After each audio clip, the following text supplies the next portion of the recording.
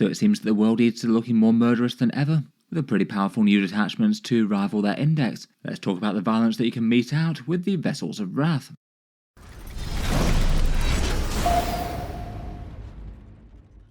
Hello and welcome back to Auspex Tactics, where today we're talking new World Eater rules, and in this video I thought we'd go over their new detachments, all to do with the champions vying for the eyes of Khorne. This follows on in Games Workshop's rollout of the Grotmas Advent Calendar. We're now in the second last day of this one. New 40k rules content coming out every day, with a new detachment for each faction in the game, all of them fully playable with the core match play rules. Points for the enhancements included in them and available on the app in January. The second last day of the Advent Calendar is for World Eaters. Yesterday we had the Black Templars and tomorrow we'll have the Space Wolves. And then as per usual we'll have some kind of model reveal for Christmas Day, which is strongly suspected to be some Emperor's Children given all their hints and teasers. If so, that should certainly be fun.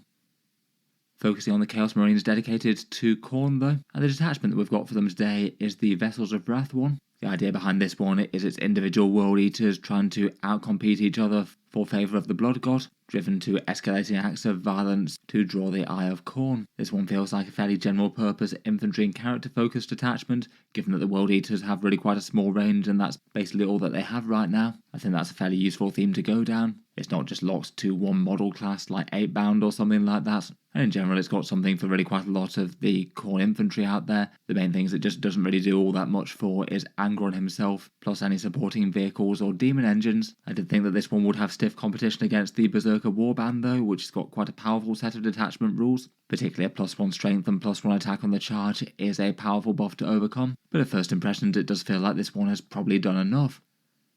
For the core rule of the detachment, it's called Wrath of Khorne, and you basically use this rule to empower a certain number of units and give them an additional blessing of the Blood God. The way it works specifically is that at the start of the battle round you select one or more models to gain the Vessel of Wrath keyword. At Incursion you can select 2, at Strike Force it's 3, and Onslaught it's 4. And the models that you can select for it are any of the squad leader champions besides Jackals, so the one for the 8-bound or the Exalted 8-bound, the Khorne Berserker champion or the World Eaters Terminator champion, or any World Eaters character model that isn't an epic hero, so unfortunately Angron or Lord Invocatus are out. There's a specific statement to say that you can use it in transports, which is pretty handy for Berserkers if they want to run along with a Master of Executions or something, or just select it on the unit champion. It just says units in your army, not necessarily on the battlefield, so that means that you could apply it to things in Deep Strike or something if desired. In any case, even if you only select one model, that basically applies the Vessels of Wrath keywords to their entire units because keywords get shared. As well as helping out for a few stratagems, you then get to select one Blessing of Khorne to be active in addition to the ones active for your entire army,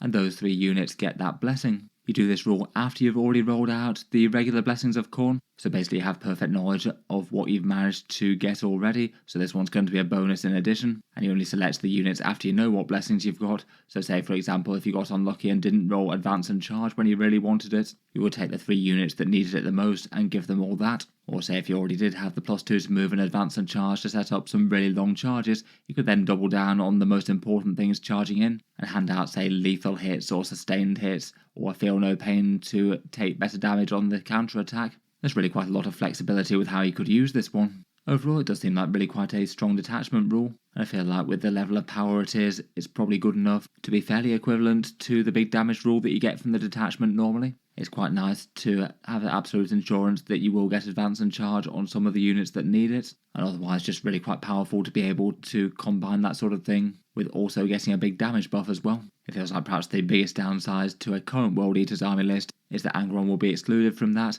and most of the stratagems can't target him either. If the Red Angel himself is taken to the battlefield in this one, he's largely just going to be coasting off his own datasheet, though to be fair he's probably strong enough to do so.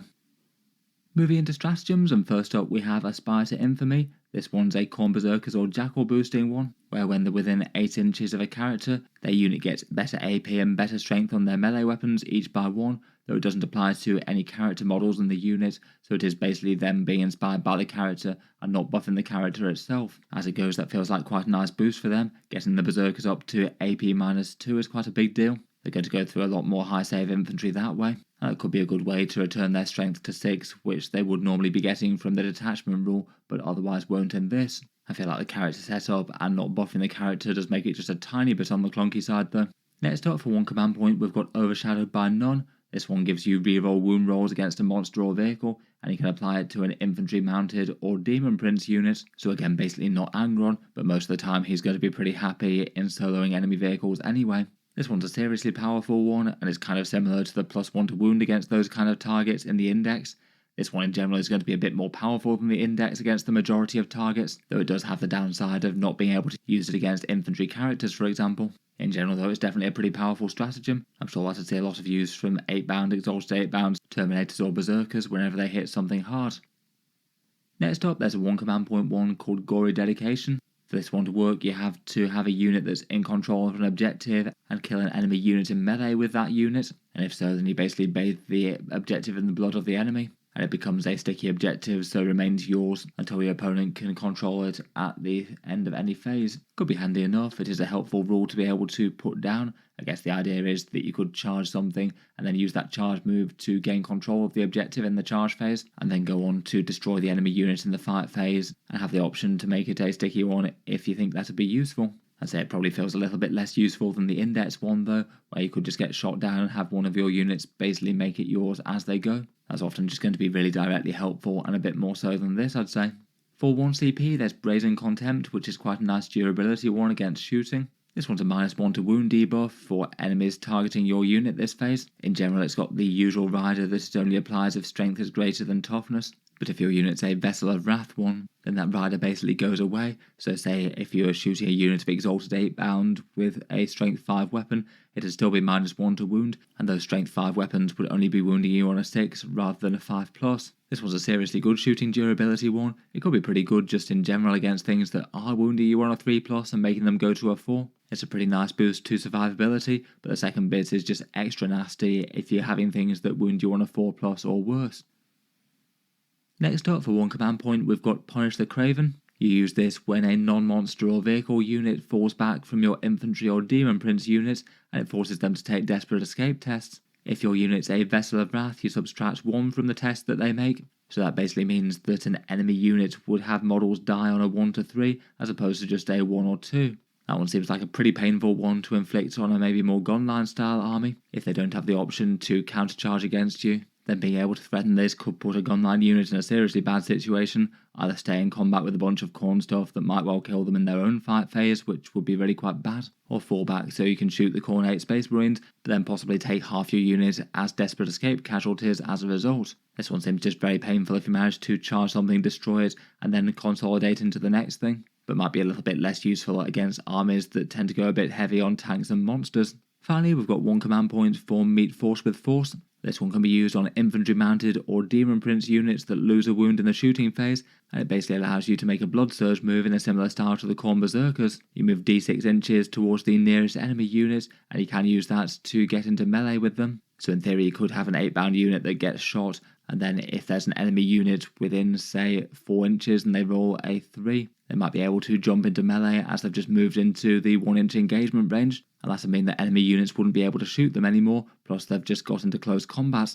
Khorne Berserkers can already do this, and you're not able to make multiple surge moves anymore, so the only advantage that they'd get would be to reroll the surge dice, which I guess maybe could be worth it if it's going to be absolutely game changing whether or not they make melee and you need a high number, but maybe a bit annoying to have to commit before you've even rolled the first dice. On top of that, if the unit that's nominated is a Vessel of Wrath unit, they can also re-roll the d6, so again a better chance to threaten that on higher numbers. In any case though, this definitely feels like a stratagem that the opponent would have to think very carefully about, and might have to back off from a whole bunch of your units, and that's not going to be very helpful if they want to try and move in and take some objectives. It could be really quite a risky business getting too close to 8-bound or Terminators or something, and then trying to take down some of them with shooting, as you might just be fighting more World Eaters in your own turn. I feel like between a bunch of these stratagems, this does feel like the sort of counter-shooting World Eaters type army. The Punish the Craven works quite well against shooting things, so does this one. And they've got a -1 to wound against shooting unit stratagem. It feels like if enemy gun lines are giving you a problem as World Eaters,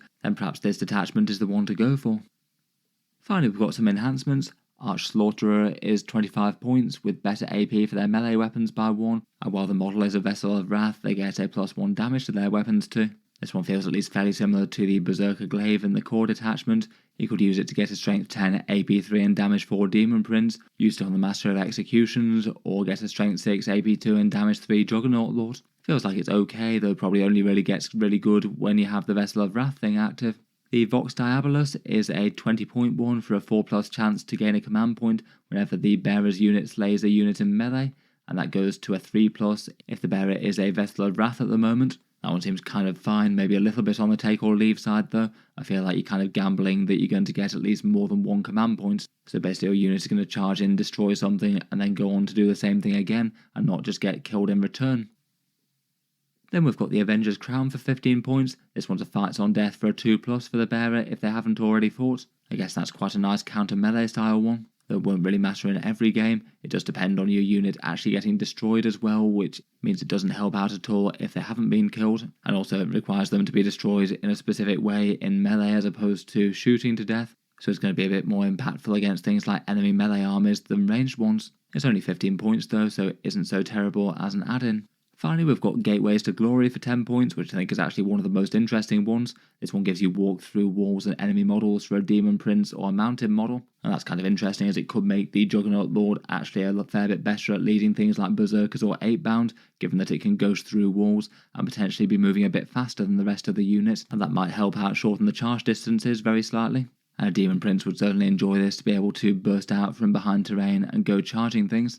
I feel like the question with him though is more whether or not his damage output is going to be worth the investment in him versus just taking another squad of 8-bound or something. I feel like the Demon Princes are a bit expensive at the moment and don't really have the sort of damage that they need without another enhancement like that Arc Slaughterer one. Overall though, I feel like the detachment rule and the stratagems are really quite powerful, and there's enough here to be strong and competitive against the World Eater's Berserker Warband one. Being able to guarantee the results that you want on the Blessings of Khorne, plus to be able to double down with combining some extra speed with some boosted damage, or if speed isn't going to be relevant, combining boosted damage in multiple ways with a Feel No Pain. They do seem like really quite big advantages, and I feel like you can use it on enough units that you're going to be covered for your primary threats moving around and charging each turn. The damage dealing strats are pretty great, the extra AP and strength is great for Berserkers and Jackals, reroll wound rolls versus vehicles is very nice, blood surging 8-bound or Terminators seems fairly terrifying, and makes dealing with them a lot more tricky. The Fallback and Desperate Escape one could definitely be big against the right targets, and the -1 to wound versus shooting seems pretty useful as well. It'd mean that 8-bound exposed will be soaking up a fair bit more fire, and certainly the same for Terminators. I'm not sure the enhancements are really the strongest part of the detachment, though I feel they're usable for filling a few points. I feel like it'd support 8-bound nicely enough, that it looks like it'd do really quite well for Terminators, which some people enjoy playing around with big blocks of them, and the Berserkers could certainly enjoy a few of those damage buffs. For the biggest trade-offs, losing the +1 strength and +1 attack on every charge is quite a big deal. That's just a really nasty passive damage buff that's on all the time. I feel like that's usually going to add more damage than stacking Blessings of Khorne, though it does mean that you don't have quite as many options if more damage isn't really what you need against the targets that you're charging, and you're probably going to kill them anyway. The rules don't really support Angron all that much. You can't get the automatic 6-inch advance and charge on him, which is pretty brutal, or access the -1 damage if it makes sense to try and keep him alive. That automatic 6-inch advance is quite a big one, as it can mean that even on foot things can charge spectacularly far. Otherwise the index one can do a bit of blessing manipulation as well, destroying enemy units for 1 command point to activate another one, though it does maybe depend on the melees in the fight phase lining up in the right way, and also spending command points, so it definitely has trade-offs. Overall though, I feel like they've done quite well with this one. It's got a bunch of powerful stratagems and some solid detachment rules. It maybe doesn't really feel enormously different from the Berserker warbands. Perhaps the main difference is to try and take the focus off Angron a little bit more in this. And as mentioned, I feel like the stratagem access just seems to be extra nasty against gunline armies if you do find your World Eaters being shot down by a guard or tower or something a bit too often. In any case, let me know your thoughts on them. How would you rate this Vessels of Wrath detachment? Look forward to hearing your thoughts down in the comments. Feel free to check out the playlist that I made for the Grotmas detachment. That'll be linked down in the video description below. It looks like I'll be back to talk Space Wolves tomorrow. Feel free to subscribe to Auspex Tactics if you'd like to see more like this. I'll certainly keep the regular 40k videos coming, and I do tend to post new ones just about every day. Finally, if you'd like to help support the channel, I would just like to mention that Auspex Tactics does have a Patreon page as well, and you can find that linked in the video description if you'd like to help keep these videos coming. Channel patrons do get a few advantages, seeing certain videos early, regular votes to see what sort of things happen next on the channel, and automatic entry into the regular prize giveaways with a chance to win some big model kits each month. If any of that sounds good to you, or you'd just like to help support, the link is down in the video description. In any case, a massive thank you for listening, and I'll hope to see you guys next time.